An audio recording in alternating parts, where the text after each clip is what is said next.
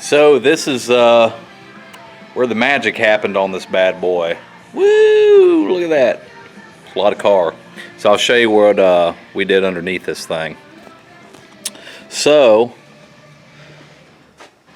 boom. We see Gearvendors up there.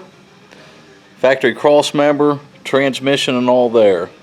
So, turn this around and I'll show you. Again, I wanted to maintain the factory tranny, so we got everything as it was there, cooler lines, modulator, everything. Boom, there's our 400. There's a big old Cadillac 472 up front. Alright, so first things first, cut the floor out. Now Gearvendors gives you the templates with the book and everything, so put that up in there after I got the transmission in. Now what I did do, Cadillac 400s have a real long output shaft, which I can show you.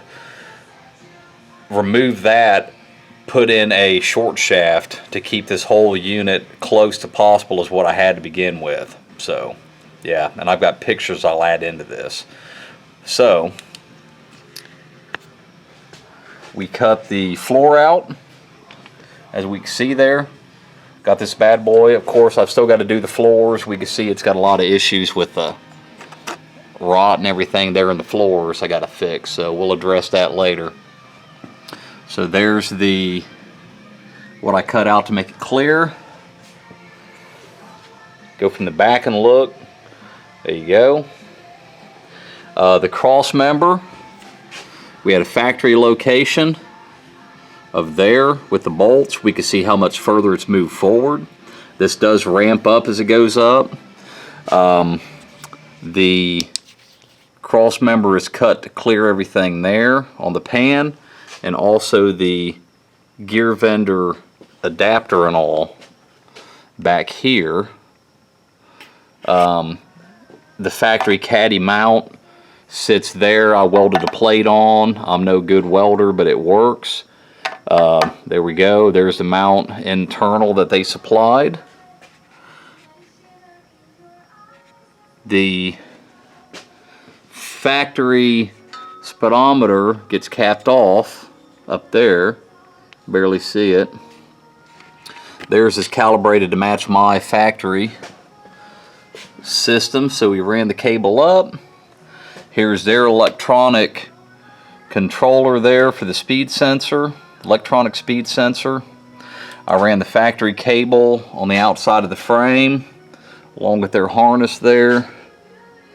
Let's see, it all shoots up. So basically we modified the trans, we cut the floor, installed the Gearvendor, was able to modify the cross member, and once I got all that done, I shimmed inside between this and the mount to get everything set up. It's really hard to see. It's tight under this big car. We can kind of see their, adapter and all to that. This is their yoke they supplied. Got a split joint here. I did have to modify that to get the yoke through, but there you go. That is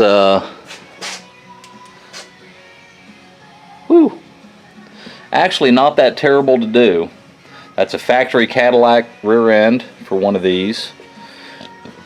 Of course, I have a fuel cell plumbed in that I had made for it.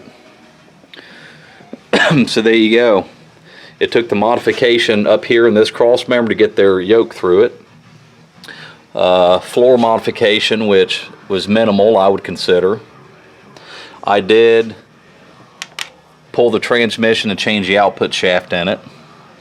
Ran the factory speedo cable on the outside with all the wiring for their electronic sensor. There is the Gearvendor modified and changed cross member, and boom. So when I took it apart, I got the drive shaft angle. I took where the pan angle was on the lift, the engine, so the engine oil pan, the tranny pan, the output shaft, the front section of the drive shaft, the rear section of the drive shaft. So after I got it all set up, got my measurements and all done, shimmed at the transmission mount to get the angle right.